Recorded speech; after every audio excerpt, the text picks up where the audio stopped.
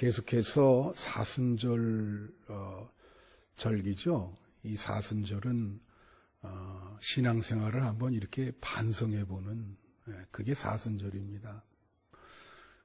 사람들이 말이에요. 신앙생활에 다 굴곡이 있어요.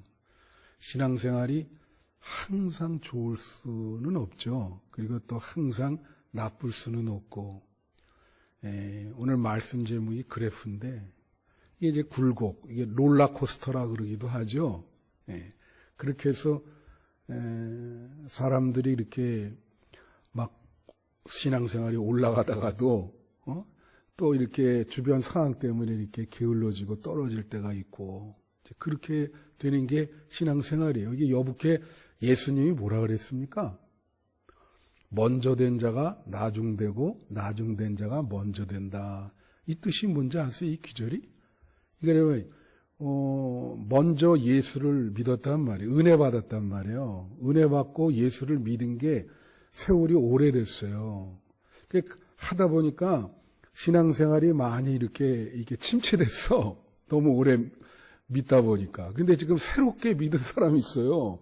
이 새롭게 믿는 사람은 막 그냥 지금 아주 그냥 난리 치는 거예요. 막 열심히, 특심이 100배 돼가지고. 그러니까 먼저 믿은 사람은 이해를 못하지. 아니, 왜 저렇게, 열심을 못 내는가. 그래서 그 의미가 먼저 된 자가 나중되고, 나중된 자가 먼저 된다고 하는 그런 의미예요. 그러니까 여러분 지금 우리가 그래프, 말씀의 제목이 그래프인데, 이 신앙생활의 그래프라 그럴 때, 이 그래프가 꺾은 선 그래프가 있고 막대 그래프가 있어요.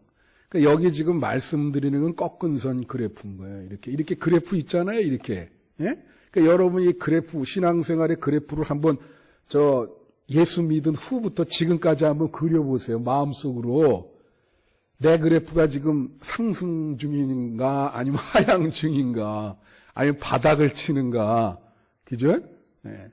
이게 다 그렇게 돼 있다고. 이게 내려갔다가, 올라갔다가, 바닥을 치다가, 제가 묻는 거는 오늘 예배 드릴 때 이 사순절에 여러분의 위치와 지점을 묻는 거예요. 여러분은 지금 어디에, 이 꺾은 선 그래프에 상승 중인가, 하강 중인가, 아니면 바닥을 쳤는가. 그 사람, 목사들이 이렇게 보면 알 수 있어요. 아, 저 사람 참 신앙이 지금 완전히 하향되고 있구나. 그죠? 오늘 이제 이 본문이 베드로에 대한 이야기예요.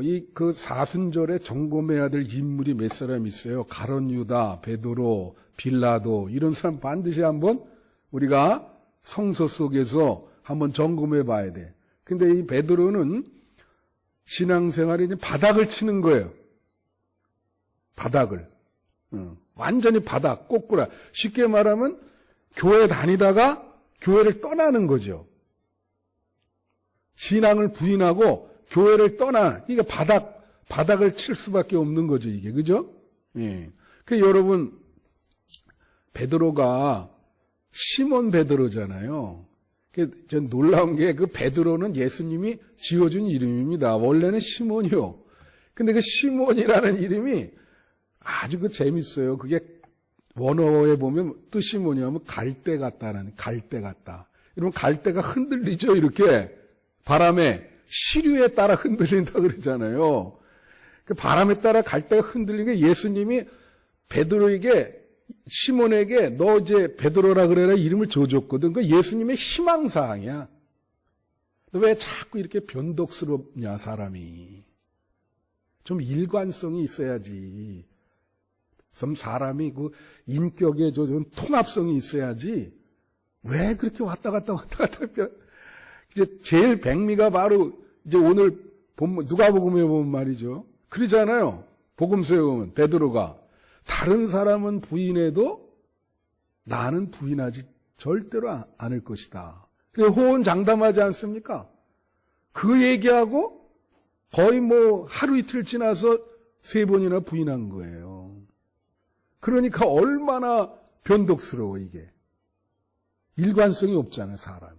우리 지금 정치가 중에 신문에 보면 그런 사람들 많잖아요. 자기가 말을 해고도 나 그런 말 한 적 없다 그러고, 그런 거 보면, 야, 이 사람 뭐 유체 이탈을 하나, 예?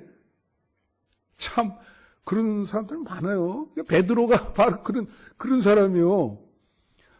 그러니까 예수님이, 야, 좀, 베드로라는 말은 바위라는 말이에요, 바위. 갈대 같은 믿음을 갖지 말고, 반석과 같은 믿음을 가져라. 여러분, 반석과 같은 믿음을 가지시는 여러분 되시기를 축원합니다. 그런 이름을 줘준 거예요. 이 베드로가 말이죠. 인생을 치면은 인생을 사막으로 볼 수 있어요. 그만큼 굴곡이 많았어요. 참, 여러분의 인생은 중요 사건을 하면 몇 막으로 나눌 수 있을 것 같아요. 여러분 자신의 인생을 한번 나눠보세요. 지금 베드로 인생을 이렇게 나누니까. 이 베드로는 지금, 자, 베드로 원래 어부였죠? 그러다가 예수님 만나서 너는 이제 사람 낚는 어부가 되라. 그 예수님의 제자가 됐어요. 부지런히 쫓아다녔죠? 그게 일막이요, 그게 일막. 네? 오늘 본문이 2막입니다. 오늘 본문에 보면 어떻게 해요? 예수를 부인하잖아요. 예수를 부인한다는 거는 교회 안 다닌다는 얘기요. 교회 안 다닌다는 얘기. 야, 나 이제 안 다닌다. 그래서 바닥을 치잖아요. 그죠? 그런데 3막은 뭐예요? 부활하신 예수님을 만나잖아요. 예수님이 너 나를 사랑하냐? 진짜 사랑하냐? 3번씩이나 물으시고 거기서 다시 신앙을 다시 갖게 되죠. 예수를 따르겠다. 그게 3막이요. 부활하신 예수를 만난 게. 4막은 뭐예요? 순교하잖아요. 이게 정사인데 십자가에 거꾸로 매달려서 베드로의 십자가는 T자 십자가입니다. 거꾸로 된 T자 십자가. 거꾸로 매달리거든요, 이게. 그게 사막입니다. 결국은 마지막에는 믿음을 지켰죠. 그렇게 계속 왔다 갔다 하다가 그래도 마지막에는 순교를 하니까 수제자의 반열에 그렇게 이르게 되는 것입니다.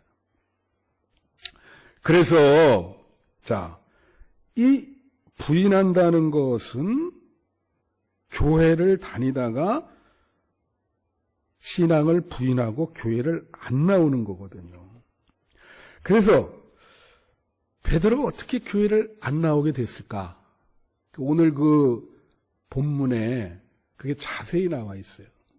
왜 그렇게 됐는지 여러분과 한번 이렇게 비교를 한번 해보세요.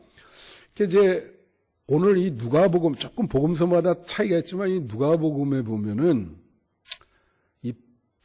예수님이 4번씩이나 재판을 받아요. 재판이라고 하면 뭐 약식으로 그냥 처음에 간 것이 체포돼서 간 것이 대제사장. 근데 오늘 본문은 그 내용입니다. 대제사장 집에 가서 거기서 이제 뜰에서 그래서 이게 그래가지고 그 다음에 어디로 가냐면 빌라도한테 가요. 이게 빌라도가 뭐라냐면 이거 내 영역이 아니다 그러면서 헤롯에게 넘겨요. 그랬더니 헤롯이 또 왜 전부 이게 부담스럽잖아요. 그 헤롯이 다시 빌라도에게 넘겨. 그래서 빌라도가 거기서 십자가형을 판결하는 거예요. 그게 이제 오늘 본문의 내용이에요. 4번이나 그렇게 되는데 첫 번째 여기서 베드로가 3번씩이나 부인하는 것입니다. 왜 부인하는가? 이게 신앙생활의 이 그래프, 이 바닥을 치는데, 그래서 오늘 말씀을 좀 제가 그러죠. 설교는 그 성경 기저를 잘 여러분에게 해석해 드리는 거거든요.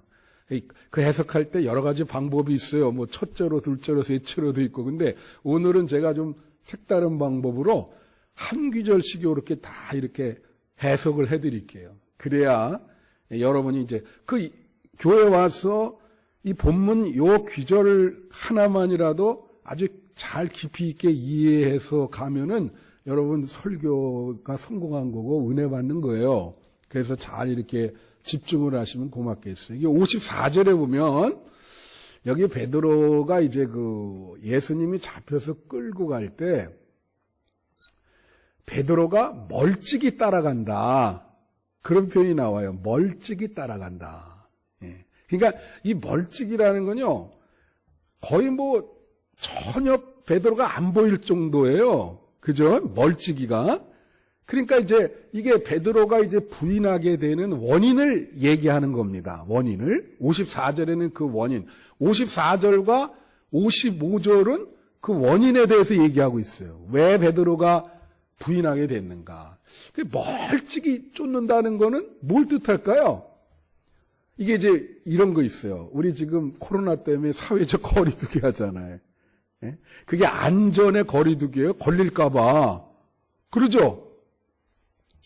자, 멀찍이도 어떻게 보면 이게 그 사회적 안전거리예요. 왜냐하면 가까이 갔을 때 내가 예수님처럼 잡혀갈 수 있잖아. 그러니까 나는 예수 때문에 불이익 당하기 싫으니까 멀리 안전거리를 유지하는 거죠. 지금 멀리 안전거리를. 그러니까 이제 예수 때문에 손해보기 싫다 이거예요. 그죠? 신앙 그 예수님을 그렇게 3년 동안이나 쫓아다니는데 무의식적으로 이런 생각을 하는 거죠. 그래서 이 멀찍이라고 하는 멀찍이 따라갔다. 이거에 대해서 이제 신학자들이 여러 가지 그 해석을 내놔요. 이제 이 주석에 보면 우선 마음의 거리, 이제 마음의 거리란 말이야. 예수님과 마음의 거리. 사람이 말해요. 마음의 거리라는 게 있어요. 여러분과 나와도 마음의 거리가 있습니다. 그죠? 그죠? 그래 만약에 말이야 부부가 잘 살다가 이혼을 해요. 그럼 그게 어떻게 되냐면 조금씩 마음이 멀어져요. 서로. 친구들이 아주 나 너 없이는 못 산다 그러거든? 정말 야 너 단짝이야. 난 너 없이 못 산다. 근데 조금씩 이제 틈이 생기기 시작해. 그래서 마음이 점점 멀어져. 그 마음이 멀어지면 이제 끝난 거예요, 그건. 그 다음 다 안 만나요. 그래서 사람들 있잖아. 친구 관계가 깨진다. 내가 지금까지 이제 목회 생활 거의 40년 가까이 하면서 성도들도 똑같아요. 아주 단짝, 손 붙잡고 매일 다니던 사람들이 깨지지 않는 걸 본 적이 없어요. 몇 년 지나면 100% 깨집니다, 그건. 그게 인간의 원죄거든요, 그게. 거리가 생긴단 말이에요, 거리. 지금 이 베드로가 예수님과 마음의 거리가 있었다는 거예요. 멀찍이 쫓아가잖아요. 멀찍이. 그죠? 그 다음에 또 뭐가 있냐면, 상대방을 이해해야 되거든요, 이해해야 거리가 가까운데, 예수님을 잘 이해하지 못했다는 거예요. 그래서 오늘 그 말씀에 몇 절에 보면 되냐면요, 대답할 때, 여기 안 나왔네. 뭐라고 얘기냐면, 한 번은 내가 그를 알지 못한다 그래요. 베드로가 대답하기를.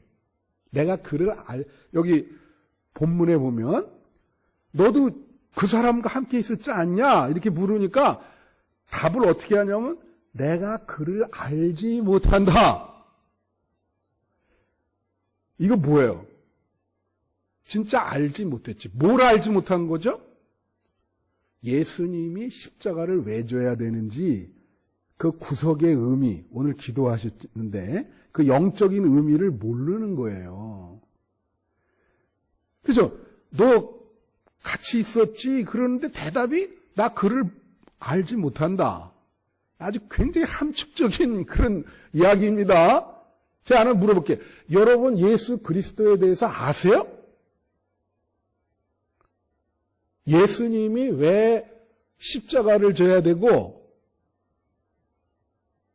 왜 지금 사순절 예수님 십자가 지는 건데, 그 의미를 알아야 돼. 모르거든. 성도들이 그 십자가 의미를 모르고 다니는 사람들 참 많습니다. 의외로 많아요. 그 영적인 의미를. 그래서 항상 이제 제가 설교할 때 이제 그걸 항상 예수 그리스도 중심적으로 매번 이렇게 결론을 맺는데, 그러다 보니까 부인하게 되죠. 뭐 평소에 이해를 못하니까 제자들이 거의 다 떠나가잖아요. 이해를 못하니까. 왜 십자가를 져야 되는지 이해를 못해. 그러니까 진짜 알지 못했죠. 그분을. 따라는 다녔지만. 그 다음에 여기 이 멀찍이라고 하는 걸 뭐라냐면 헌신이 없다 이거예요.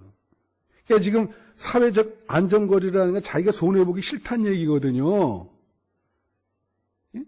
여러분, 오늘도 제가 여러분이 드리는 물질에 대해서 설교를 했지만, 이 교회라고 하는 데는 이상한 데죠. 여기는 자기 시간과 물질을 드리는 데예요. 여기는. 그죠? 교회는.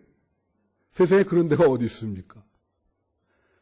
그걸 드리면서 열심을 내고 다니는 게 교회라고. 교회에서 뭘 받는 게 아니에요. 드리는 데지, 여기는. 시간과 물질과 모든 거를. 그러니까 헌신이 없단 말이에요. 헌신이 없이 따라간다. 이 멀찍이 따라가는 거죠. 헌신이 없으니까. easy going. 그러니까 멀리서 이제 결과나 보자. 그 다음에 기도 없이 따르는 거예요. 멀찍이 따르는 거예요. 자, 겟세마네 기도에 갔잖아요. 예수님이 기도 좀 부탁한다.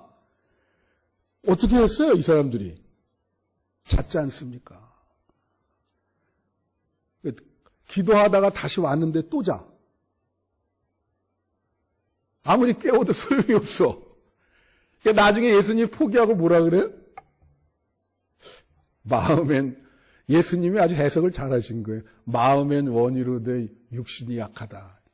마음에 뭐가 원을 했습니까? 사실 마음에 원한 것 자체도 없어요. 십자가를 지시는데 제자들은 잠만 자고 기도를 안 하거든. 그러니까 이건 당연한 결과예요. 기도 없이 따른다. 여러분, 기도 없이 예수님을 따르면 멀찍이 따르는 겁니다. 헌신 없이 따르면 멀찍이 따르는 거예요. 그죠? 그래서 몇 가지 얘기했어요. 마음의 거리, 이해를 못한다, 헌신, 또 기도 없이. 자, 그 또 하나 원인이 있어. 그게 뭐냐면 56절에 여기 보면 55절부터 56절에 보면요. 사람들이 이렇게 불가에 모닥불을 펴놓고 아마 추웠나 봐요. 예? 우리도 겨울에 보면은 모닥불 이렇게 나무 해고 주변에 앉아서 잡담하잖아요. 예? 그런데 여기 본문에 보면 뭐냐면 베드로가 글로 끼어 들어가가지고 가운데 앉았다 그렇게 나와 있어. 그 사람들이 지금 근데 그 사람들이 내용이 뭐냐면 그 사람들은 지금 예수를 어떻게 하면 잡아 죽이려고 하는 사람들이거든요. 그 사이에 앉아가지고 지금 어떻게 해요? 잡담을 나눈다고. 예? 그러니까 불빛 속에 딱 보니까 불빛이 비춰주잖아, 얼굴을. 이 사람, 저 예수라는 사람과 같이 다닌 사람인데, 그 불빛 때문에 걸린 거예요. 근데 여기 참 중요한 게 있습니다. 이게 뭐냐면, 자기가 정말 예수님의 제자라면, 그러면 제자들을 찾아서 같이 적극적으로 가면서 기도를 한다든가, 이게 어떻게 해야 되지 하고 대책을 쓰게 한다든가. 지금 이 위치가 잘못된 게 뭐냐면, 아니 예수를 잡아 죽이려고 하는 사람들과 거기 불빛을 쬐면서 불을 쬐면서 잡담을 나누고 있단 말이야. 그러니까 당연히 거기서 망신을 당하죠. 네? 당연히 부인하게 되고. 되도록이면 믿는 사람은 친구가 믿는 사람인 게 좋아요. 무슨 말씀인지 아세요? 사람이 중요한 게 뭐냐면, 그 사람이 지금 같이 다니는 사람이 누군가? 사귀는 사람이 누군가? 그게 중요해요. 여러분, 나보다도 여러분이 신앙생활 유지하기 어려운 게 왜 그런지 아세요? 사실 교회는 주일날 이렇게 주일날 한 번 오는 것도 너무 힘들어하는 분이 있어요. 그러면 일주일 동안 세상에서 뭐하냐? 물론 직장생활은 힘드시지만 만나는 사람들이 다 세속적인 사람들이거든요. 날마다 그 사람들과 대화하고 같이 다니고 그 사람들 생각을 듣고 그러다 보면 예수를 부인할 수가 있습니다. 무슨 말씀인지 아세요? 이거 그렇게 얘기하거든요. 이 코로나19 시대는 더 그렇죠. 야, 너 교회 왜 다니냐? 교회 안 다녔으면 좋겠다, 너. 친구가 말이야. 우리 교회 어떤 분은 딸들이 안 믿는데 이 코로나19 사태인데 딸들이 그렇게 교회를 못 가게 한대요. 가지 말라고. 야, 그러니까 뭐 딸을 사랑하잖아요, 부모가. 그러니까 딸 때문에 자꾸 못 오는 거예요. 그래서 제가 그건 뭐 하나님 생각을 하시고 오시라, 그렇게 말씀을 드린다고. 예? 자, 그래서 이 세속적인 사람들과 함께 있으면 하나님과 점점 멀어집니다. 점점 멀어져요. 예? 일주일 내내 그렇게 돌아다니는 분이 있거든. 그건 신앙을 유지한다는 게 기적이에요. 기적. 무슨 말씀인지 아세요?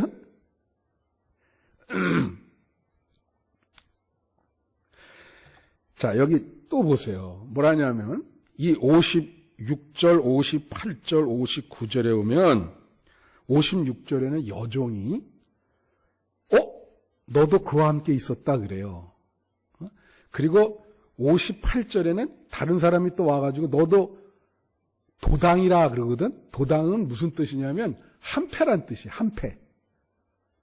이처럼 예수랑 한패다. 그 다음에 59절에는 또 다른 사람이 와서 얘기하니까 너도 그와 함께 있었다 그러니까 아니라. 자, 잘 보세요. 여기 이게 본문이요. 성경을 그래서 그냥 이렇게 읽으면 안 돼요. 깊이 있게 읽으셔야 다 규절규절 보고. 그래서 이 강해설교라는 게 그래서 좋은 거예요. 이 성경을 여기 보면 베드로가 말이야, 이 누가복음에 나온 것 자체로만 보면 예수님 자체를 부인한 거 아니에요. 잘 보세요. 그 규절을 잘 보세요. 베드로가 예수님 자체를 부인한 게 아니고 예수님과 함께 있었던 거를 부인한 겁니다. 다 뭐라냐면 예수와 함께 있었다, 너. 함께 있었다. 그러니까 난 그 사람과 함께 안 있었다 이거예요. 여러분, 예수 자체를 부인한 거와 예수와 함께 있던 거를 부인하는 건 다른 거예요. 난 그 사람과 함께 있지 않았다. 그렇게 얘기를 하잖아요. 그죠? 보세요. 다 그 소리지. 함께 있었다. 아니다. 난 그 사람과 함께 있지 않았다. 자, 제가 여러분에게 물어보겠어요. 이 한빛교회에 예수님이 우리와 함께 하십니까? 아멘. 그죠? 예수님이 우리와 함께. 그 임마누엘 아니에요, 그게. 우린 그걸 믿는 거예요. 함께 한다. 예수님과 함께 한다. 여러분의 가정에 예수님이 함께 하시기를 축원합니다. 네? 그리고 여러분 삶도 예수님이 함께 해야죠. 베드로는 지금 그걸 부인하는 거예요. 예? 예수님의 그 어떤 신성을 부인하는 게 아니거든요. 예수님이 우리와 함께 한다. 이 본문이 되게 중요한 거예요. 그래서 여러분 예수님이 함께 하는 거를 부정하지 않는 여러분 되시기를 바라요. 그걸 부정하면 그거는 신앙이 끝입니다. 자, 또 57절부터 60절까지는요. 베드로가 예수님을 부인하는 거예요. 부인하는 건데 잘 보시면 이게 패턴이 있어요. 이게 뭐라냐면 3번 부인하잖아요. 근데 또 이제 처음에 여정이고 그 다음에 다른 사람인데 너 그와 함께 있었다 그러면 사람이 말해 뭐 부인을 하려면 좀 사람이 틈을 두고 좀 생각을 하거나 고민을 해야 될 거 아니에요.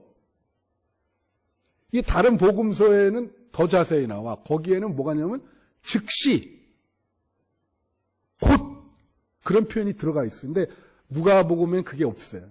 근데 이 본문을 보면 뭘 알 수가 있냐면 자동이야 이건. 아니 그렇게 3년 동안 따랐으면 너 그와 함께 있었지. 그럼 좀 이걸 예스라고 해야 되나 노라고 해야 되나 고민을 좀 해봐야죠. 그래도. 그런데 그 말 나오자마자 자동으로 어떻게 해요? 이 사람아 나 같이 안 있었는데 자꾸 왜 같이 있었다 그래? 그렇게. 그리고 다른 복음서에는 저주를 했다 그래요. 또 맹세하며 저주하며 그냥 자동으로 딱 말하는 거야. 자, 여기서 이 자동이 적이다. 이게 중요해. 왜 중요하냐? 예수를 따르면서 평소에 그런 생각을 좀 했다는 거예요, 그게. 그렇지 않으면 그게 자동으로 나오겠습니까? 예수님의 사랑을 듬뿍 받고 그걸 생각을 했으면 좀 그래도 고민을 하죠. 이 말에 대해서 어떻게 대답을 해야 될까? 그러니까 여러분, 사람의 생각은 알 수가 없어요. 사람 마음을 어떻게 알겠습니까? 그러니까 재미나는 얘기를 하나 하면 태종이라는 사람이 신하들의 좀 충성도를 알고 싶었어요. 태종 알죠? 역사에. 근데 이 태종이라는 사람이 머리 똑똑한 분이에요. 이게 양위 소동을 일으킵니다. 양위 소동을 몇 번 해요. 그리고 뭐라 하냐면 내가 이제 왕을 그만두고 내 아들에게 왕위를 물려주고 난 이제 물러앉겠다. 그래서 신하들 다 놓고 이렇게 얘기했다고. 그러면 자 신중히 생각해야 되잖아요. 왕이 저런 얘기를 왜 갑자기 할까? 근데 이 바보 같은 한 신하들이 반반으로 나는데 일부 신하들은 자동으로 그 얘기 나오자마자 자동으로 어떻게 해요? 잘 생각하셨습니다.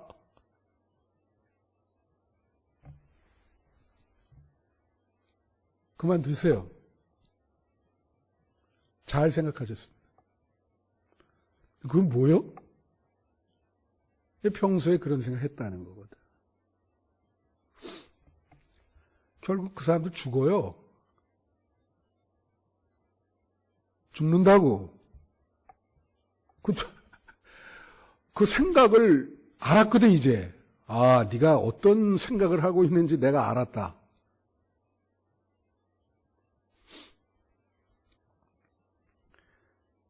이 베드로가 그런 생각이 좀 있었어요.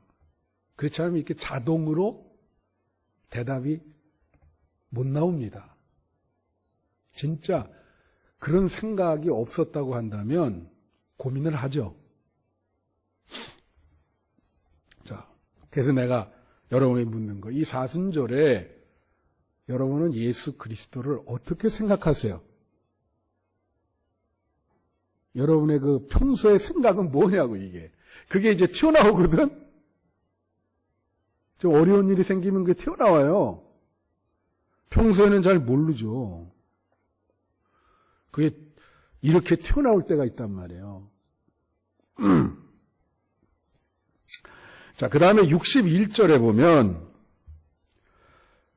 그렇게 부인하고 나서 예수님의 눈과 베드로의 눈이 마주칩니다. 예수님이 잡혀가면서 뒤를 돌아보세요. 그리고 다른 사람은 안 쳐다보고 베드로의 눈만 봐요. 사람은 이 신체에서 제일 중요한 게 눈이거든요. 사람 이미지, 인상도 이 눈에서 거의 좌우되는 거거든요, 이게. 그러니까 예수님의 눈과 베드로의 눈이 마주쳐요. 그럴 때 그 예수님의 눈은 뭘 의미할까요, 그거는? 뭘 의미할까? 제가 보기에는 책망의 눈도 되겠고, 또 긍휼과 민망하다라는 표현이 있잖아요. 참 딱하다. 참 민망하구나. 그러면서도 그냥 받아주는 눈이시죠, 그게. 책망도 하시고, 긍휼의 눈, 민망의 눈, 여러 가지 의미가 있을 거예요. 그런 눈으로 보는 거예요, 베드로를. 베드로는 그걸 느끼죠. 뭐 제대로 그 눈을 쳐다볼 수 있겠습니까? 예? 쳐다볼 수 있어요.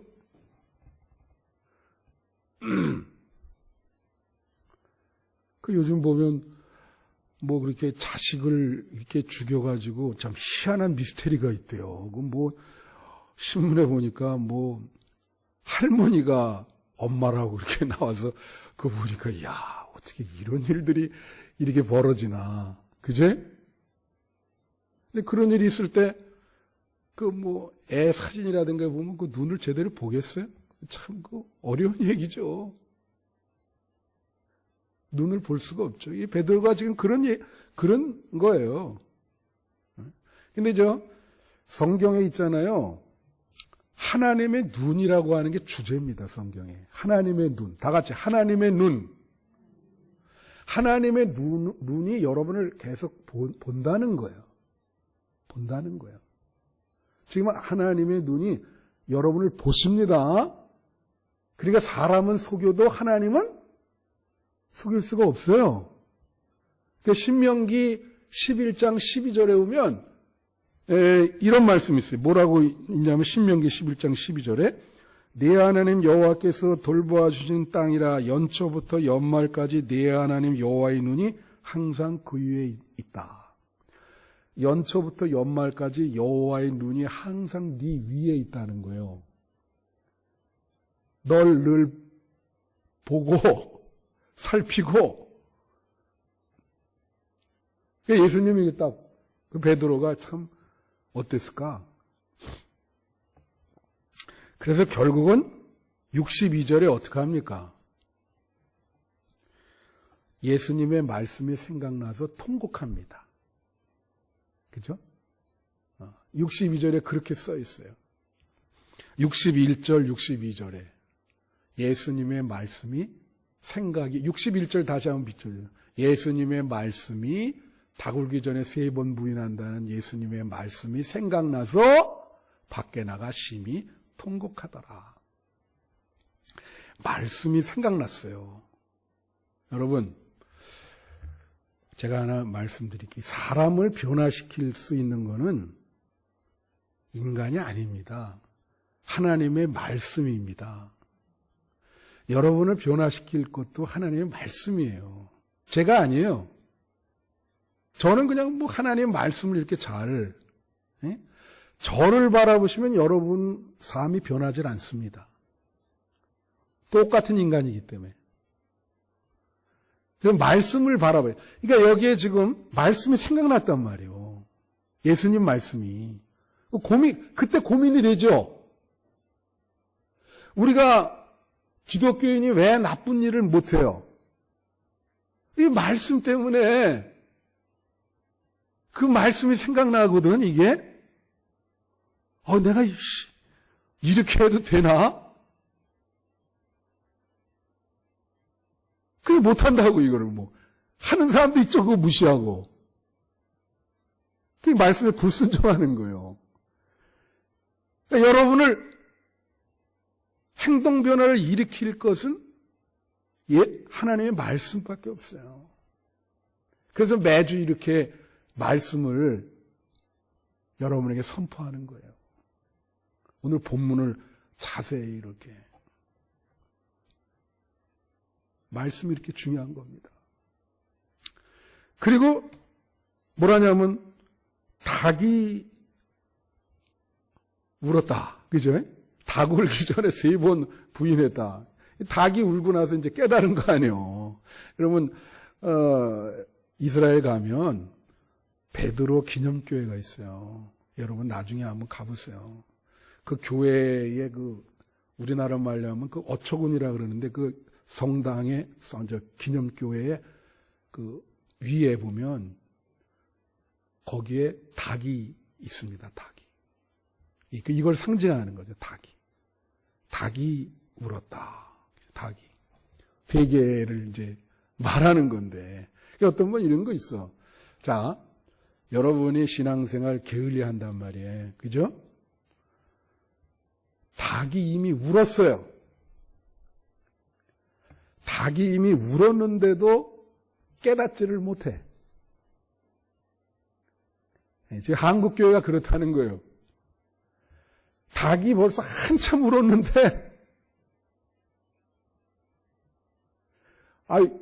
그런데도 깨닫지 못하고 신앙생활 제대로 안 한다, 이게.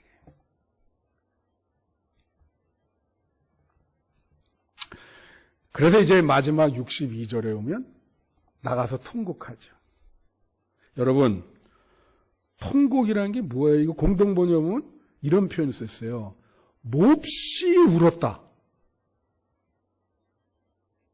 근데 제가 한번 이렇게, 여러분 일생 동안 통곡한 경험이 있습니까? 이 통곡은 자주 하는 게 아니잖아요. 대성통곡한 경험이 있어요? 몇 번 있죠. 저는 어머니 돌아가셨을 때, 통곡이 그럼 어떤 지난날에 많이 그게 회한이 돼가지고, 베드로도 지금 그런 거거든요, 이게. 통곡한다. 내가 희한하게 통곡하는 거 한번 본 일이 있는데, 제가 이제 연세대학교 대학원 다닐 때 거기 이제 백양로라고 있어요. 백양로 그 뒤에 학생들이 약간 숲이 있어가지고 거기서 철봉도 있고 앉아서 쉬는 데가 있는데 이제 가끔 공부하다 지쳐서 거기 갔는데 어떤 학생이 철봉을 하는데 말이에요. 앉아 깜짝 놀랐어 내가.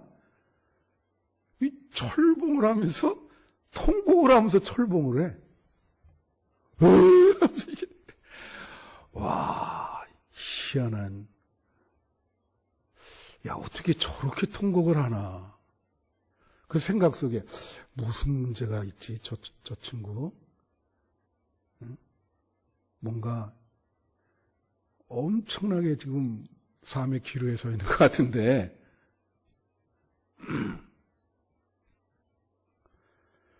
그 이여령이라는 사람이 이제 예수 믿고, 근데 그분이 안 걸려서, 지난번에 얘기했지만, 그 양반이 시를 내고 이제 뭐 마지막에 뭐 책 한 권 내려고 그러신데, 거기서 얘기한 게 그거예요.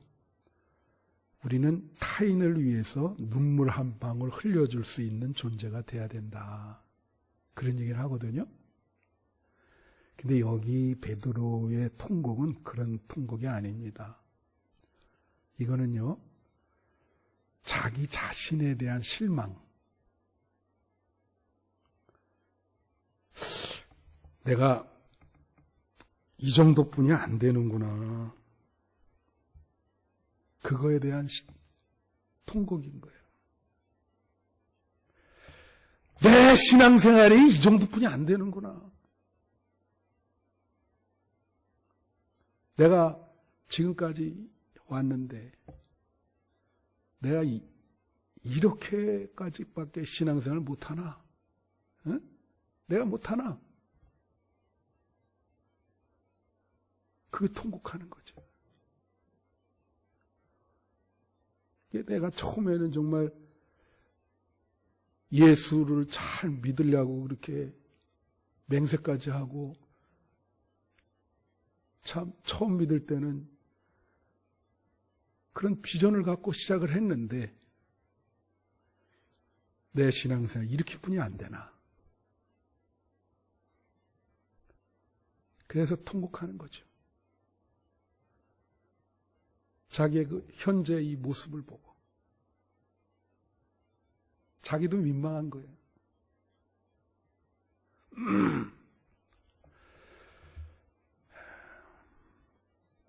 시편 말씀에 이런 말씀이 있습니다. 여호와 하나님은 중심에 통회하는 자를 가까이 하신다. 이 통곡하는 것이 결국은 새로운 시작이죠. 회개의 눈물이 아니겠습니까? 그래서 이 사순절 기간에 지금까지 여러분 걸어온 신앙생활 한번 생각해 보시고, 여러분의 신앙생활의 그래프는 어떠했는가 한번 묻고 싶습니다.